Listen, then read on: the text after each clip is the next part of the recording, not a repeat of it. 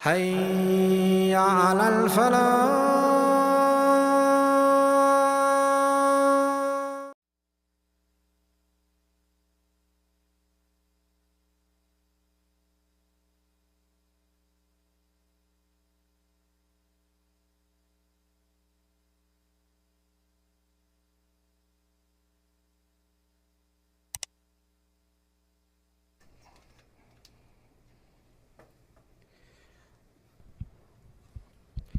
Can everyone move up, please?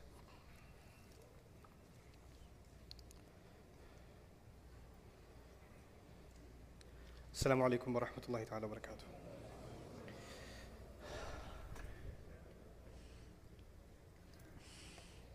الله أكبر الله أكبر الله أكبر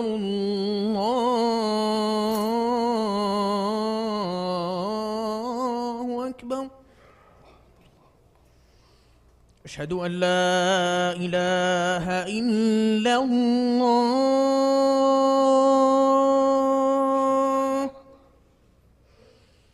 أشهد أن لا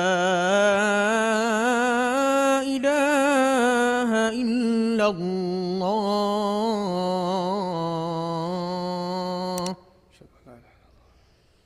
أشهد أن محمدًا رسول الله.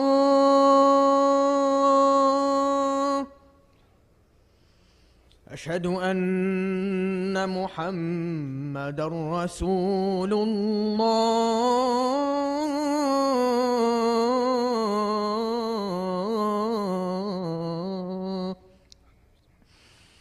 حي على الصلاة.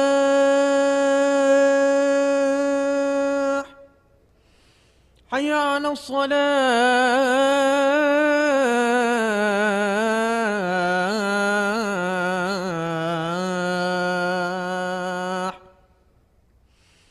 حي على الفلاح.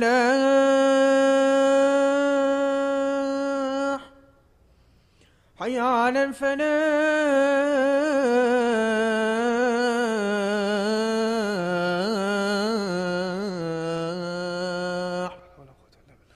الله أكبر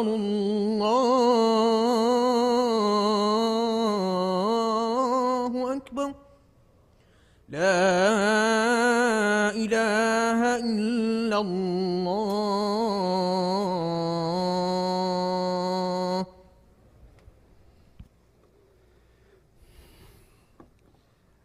الحمد لله.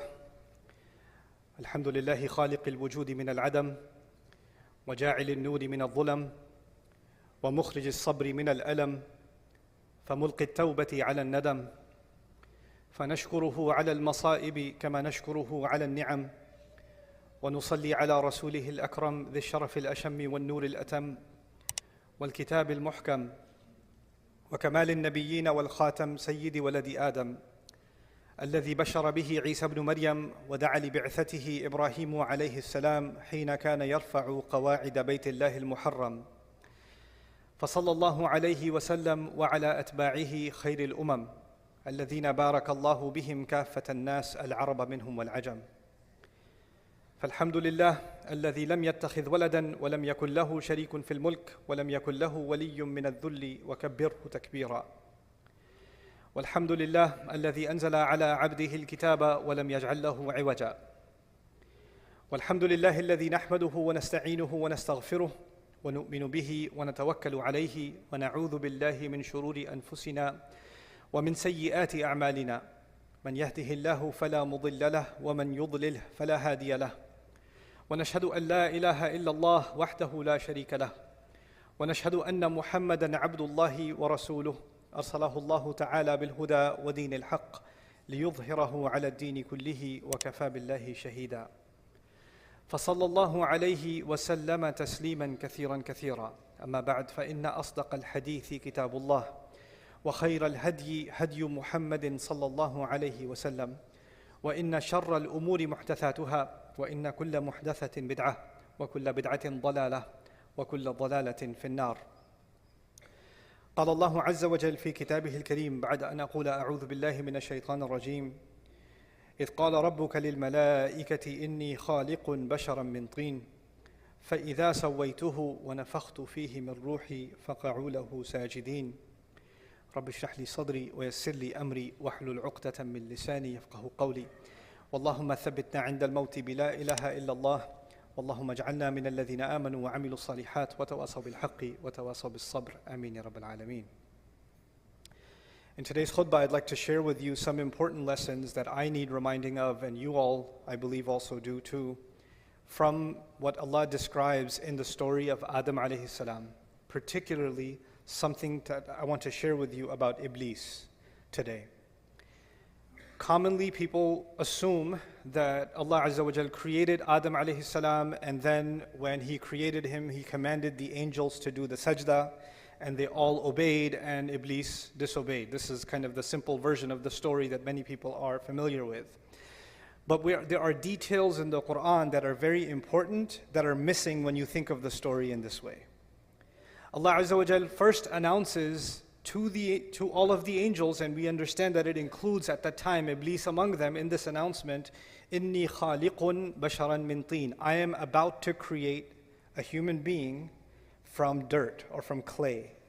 So Allah has, when He's saying this, He has not made Adam yet. Adam alayhi salam has not been created yet, but the announcement has been made that Allah is about to do it. This is khaliqun basharan min teen. And then فَإِذَا, the word إِذَا in Arabic is used for describing something that is going to happen in the future. فَإِذَا سَوَّيْتُهُ وَنَفَخْتُ فِيهِ مِنْ رُوحِي. And when I'm done balancing him, and when I blow into him from my ruh, so it's none of this has happened yet, it's going to happen, then He says فَقَعُوا لَهُ سَجْدًا, then fall into sajda before. Now, there's a discussion about lam that I had with a notable scholar many years ago, and I was surprised that a few months ago he agreed with what I said about this. And I'll talk about that in a little bit, but I want you to focus first on the first piece of this conversation.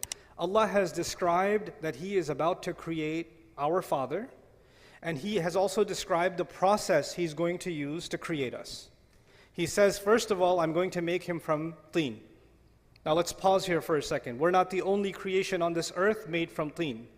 In fact, all of the animals and all of the species that exist on this planet also are made from teen. So that's the common element between us and the rest of the life that exists on this planet. All of the animals and all of the insects, all of it, that's from teen. Fine. But there's something additional about this creation that He's about to make, our Father, and by extension us, that is more than just teen. There's something more than just this animal presence, this animal existence. And by the way, we have something in common with animals. Animals seek food and shelter. We go to the grocery store seeking food. We go to the restaurant seeking food. We look for shelter too. In fact, those are the two primary things that drive us to get an education and get a job or start a business. At the end of the day, it boils down to food and shelter. What's in the fridge? And whether or not you're living in a home that has proper shelter. Are the electricity bills paid? Is the water running? What I'm trying to say is we're just way more advanced at getting food and shelter than animals, but at the end of the day, those are the same basic functions. And then they procreate. They have children. They continue the species, and that's what human beings do too. So in that sense, as far as the continuity of life, we're not that much different from the animal kingdom and from what any other species does. We build homes, a bird builds a nest. We go out and seek our rizq, and the birds go out and they seek their rizq. But then Allah adds, He's informing the angels, why is this creation from dirt different from all the other species that exist? فَإِذَا سَوَّيْتُهُ, when I make him balanced, taswiyah is actually to perfect and balance the craft of something. So for example, if somebody's designing, or welding metal, they kind of make sure that the metal is welded completely even, and they have tools to make sure that it's completely straight. That's called taswiyah. So Allah says that there's a level of balance and perfection that is going to be added to this creature that doesn't exist in other creatures. But in one sense, other species physically have way more balance than we do. Monkeys can hang on one arm. They have pretty good balance. Birds have amazing reflexes, right? So this is talking more than just our ability to stand up on 2 feet. Allah is telling us that human beings will have an ability to balance opposing things. They're going to have the ability, for example, to balance their individual needs with the needs of their family. They're going to balance their personal responsibilities with social responsibilities. They're going to balance their rights and their responsibilities. They're going to balance, our entire life is actually going to amount to balance. And in fact, today, now, there's a multi-million-dollar industry that teaches successful people, business people, executives. They attend these work-life balance seminars, right, to achieve balance. And Allah says that human beings have the potential. This human being will have the potential to live a life that is evened out, that's balanced. That's one of the great qualities of the human being that Allah describes that's going to make him amazing. So first, he's made like... Assalamu alaikum wa rahmatullah. If you enjoyed this video, please do share it with friends and family.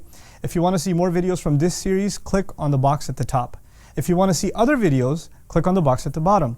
And don't forget to hit the subscribe button. Thanks.